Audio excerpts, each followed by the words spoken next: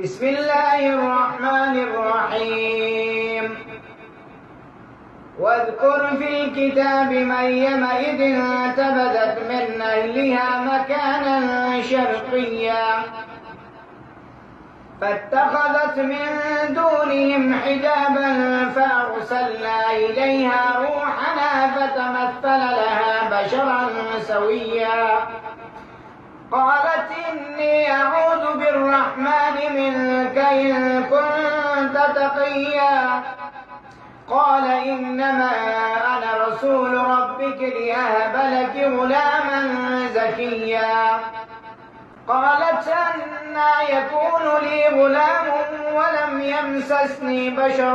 ولم أك بغيا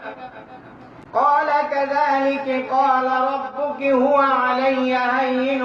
ولنجعله آية للناس ورحمة منا وكان أمرا مقضيا